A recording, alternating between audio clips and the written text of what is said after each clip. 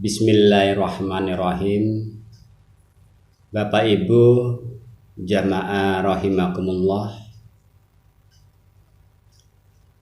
Pada suatu ketika para sahabat berkumpul di dalam masjid ingin mendirikan sholat berjamaah bersama Rasulullah SAW.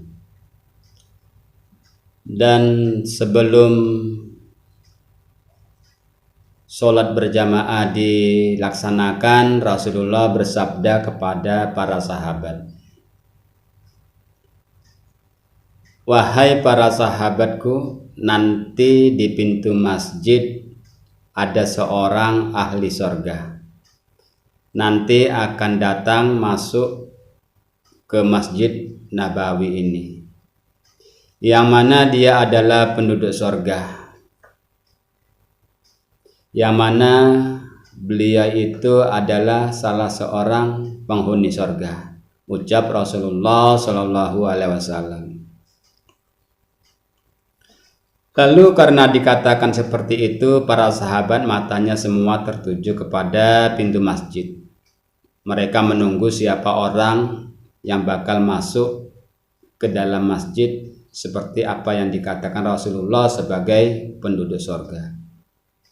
Selang beberapa waktu lalu datanglah seorang yang mana ternyata orang tersebut orang yang tidak banyak dikenal oleh para sahabat.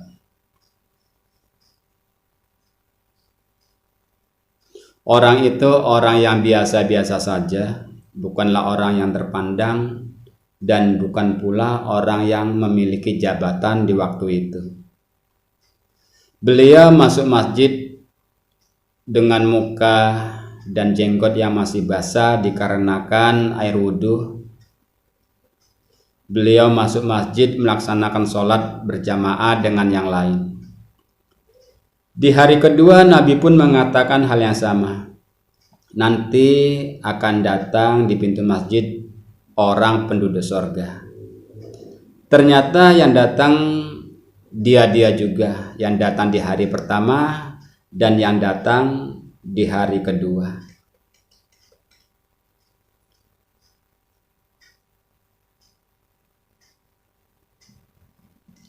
Dan di hari ketiga Nabi pun mengatakan hal yang demikian. Dan yang masuk pun orang yang sama itu juga. Lalu karena sudah dikatakan sebagai penduduk sorga, salah seorang sahabat yang bernama Abdullah bin Amr bin As menemui dan mendatangi orang tersebut sambil mengatakan, "Wahai Tuan, saya datang kepada Anda karena saya sedang ada masalah di rumah. Sepertinya saya tidak akan dulu balik ke rumah malam ini. Maka dari itu izinkan saya untuk menginap di rumah Tuan selama 3 malam. Begitu kata Abdullah kepada Tuan yang disebut Nabi sebagai ahli surga tersebut. Lalu Tuan tersebut mengatakan, "Silahkanlah menginap di rumahku hingga masalahmu terselesaikan. Lalu setelah itu kembalilah ke rumahmu." Bapak Ibu jamaah rahimakumullah.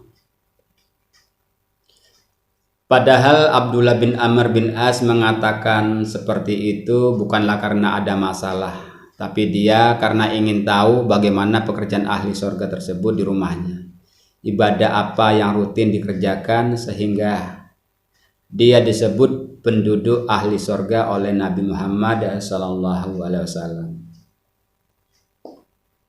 Tapi selama 3 hari Abdullah bin Amr bin As menginap di rumah penduduk surga tersebut, dia tidak menemukan ibadah yang spesial yang dilakukan oleh si ahli surga tersebut.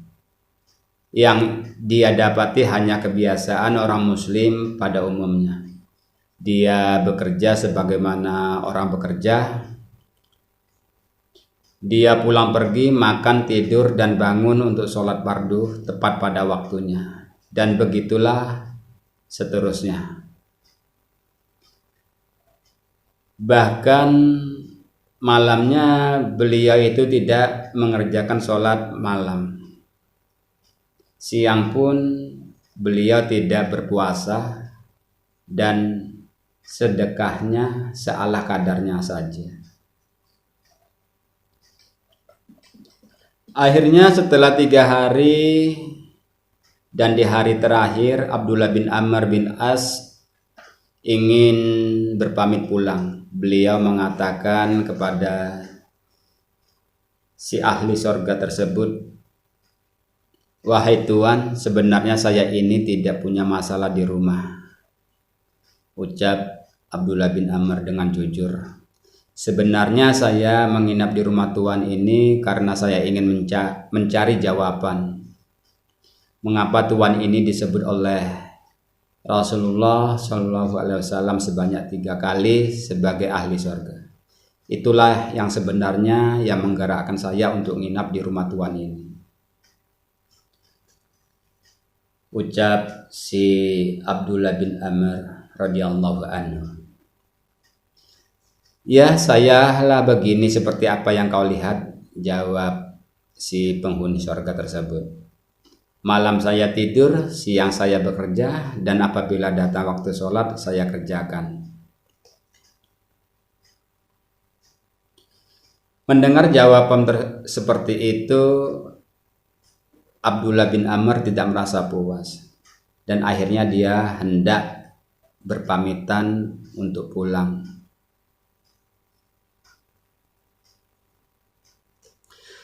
Tapi baru beberapa langkah dia berjalan, Abdullah bin Amr dipanggil lagi oleh orang si ahli surga tersebut sambil mengatakan, "Wahai sahabatku Abdullah, sepertinya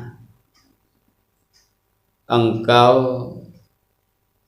belum mengetahui apa yang sebenarnya yang telah aku lakukan. Ibadah apa, amalan apa yang telah aku lakukan sehingga Rasulullah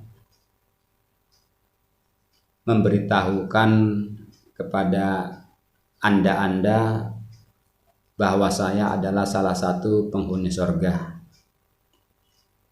"Apa itu Tuan?" kata Abdullah. "Ketahuilah Abdullah sahabatku, saya ini tidak pernah memiliki sedikit pun rasa kebencian kepada saudara muslim saya. Dan saya juga tidak pernah memiliki rasa iri dengan rahmat Allah yang diberikan kepada saudara-saudara muslim saya."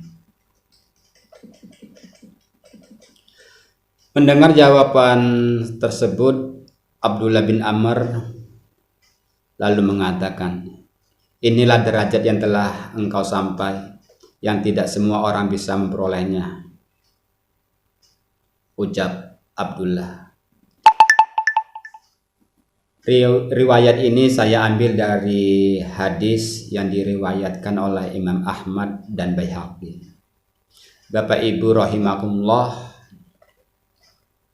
hadis yang disampaikan Imam Ahmad ini bisa kita ambil pelajaran bahwa ternyata untuk menjadi ahli surga, selain untuk meningkatkan kualitas ibadah, kita juga harus membersihkan hati dari titik-titik noda yang telah mengotori hati kita. Noda-noda hitam dan penyakit-penyakit hati yang membuat kita menanam kebencian serta sifat iri. Maka dari itu kita sebagai orang muslim, kita harus perbanyak silaturahmi dan perbanyak saudara dan teman agar kita bisa mengetahui apa penyakit yang kita jangkit dalam hati kita. Karena biasanya penyakit hati tidak bisa kita ketahui oleh diri kita sendiri. Yang bisa tahu biasanya bahkan orang lain atau teman kita atau saudara kita. Karena orang sombong tidak mau mengakui dirinya sombong. Orang dengki tidak akan mengakui dirinya memiliki sifat dengki. Yang tahu sombong, yang tahu dia dengki biasanya orang lain. Maka dari itu, marilah kita perbanyak bergaul dengan teman-teman yang seiman, semuslim, agar kita bisa mengetahui penyakit yang ada di dalam hati kita masing-masing. Bapak Ibu rahimakumullah, demikianlah satu riwayat hadis yang bisa saya sampaikan sebagai motivasi kepada diri kita masing-masing agar kita lebih bertakwa kepada Allah Subhanahu wa taala. Mari kita sama-sama tingkatkan keimanan kita. Carilah teman yang seiman, carilah teman yang baik, karena Rasulullah mengatakan agamamu ketergantungan dengan temanmu. Kalau kita berteman dengan orang soleh, insya Allah kita akan menjadi orang yang di jalan yang lurus. Kalau kita berteman dengan orang yang bermaksiat, setan akan menjerumuskan kita ke dalam kemaksiatan tersebut. Subhanakallahumma wa bihamdik, ashhadu an la ilaha illa anta, astaghfiruka wa atubu ilaik. Wassalamualaikum warahmatullahi wabarakatuh.